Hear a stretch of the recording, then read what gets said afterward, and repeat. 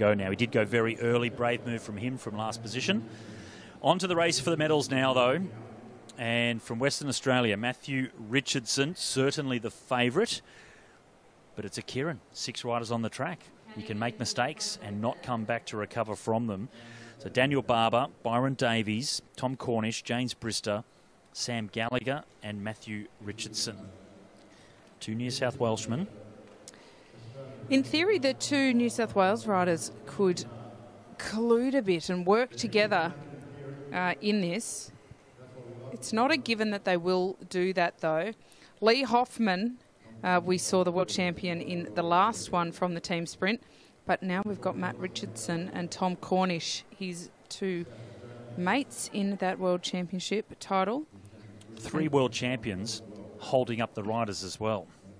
Rowan White there, Team Pursuit, former Team Pursuit world champion. There's the follically challenged Sean Eadie, former sprint world champ, and then kilometre and team sprint world champ Shane Kelly for Victoria as well. He's holding up Sam Gallagher. Sam Gallagher's we always talk about Sam, crafty rider.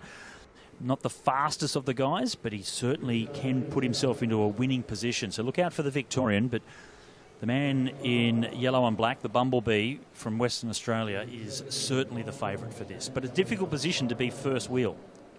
It's a difficult position for Matt Richardson to be first wheel. It's a great position for the others to have him in first wheel. When that bike does swing off with 3 laps left to run, that's a long time to still be on the front, especially given that the rides he doesn't want to be to there date, anymore. There you go. Matt Richardson, he hasn't wanted to be on the front, so there you go. He has moved himself back.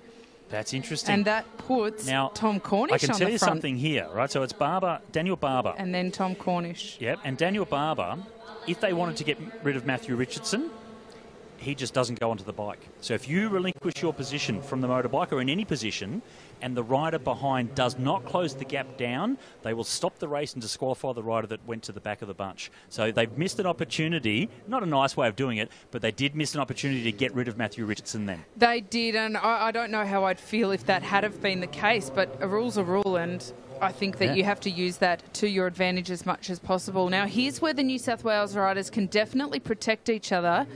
Barber leading from the front, Cornish, a couple of lengths dropping back. Sam Gallagher sitting in third. That's an interesting place for him. He is one of my most favourite riders because of how savvy he is. Here we go, coming around 1.5 laps to go now, as Richardson was the first to move, but Cornish has reacted to that. So Tom Cornish from New South Wales over the top of Barber with 1 lap to go. Richo caught up on the outside, but he's super fast. Let's see what he can do down the back straight. Here he comes now, Matthew Richardson, shoulder to shoulder with Tom Cornish, and the Western Australian cruises around for another gold medal. Finger in the air, just letting everybody know who is number 1 in the sprint scene in Australia. Okay, that was impressive, Matt Richardson. The little victory, I mean, that was confidence for him. He is feeling super fit and super strong, and well done to him. This week he's just shown that his speed is unrivaled in Australia. He is progressing at such a rapid rate, even on a world level. I hope he has a permit for those guns. And here we can see how it plays out. Tom Cornish, he was doing his absolute best to hold him off the hip. He held him there very comfortably through the bend, but down the straight he just had too much speed. Cornish holding on to get that silver medal.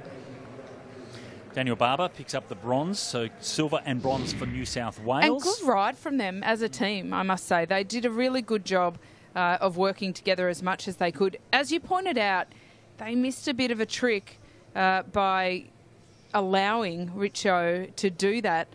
But how would we feel if they did and Richo was then disqualified? I mean, Richo knows better. He can't do that at a world level and not expect them to kind of throw him under the bus. It depends with the riders. Some of them wouldn't even be aware of that rule and that regulation.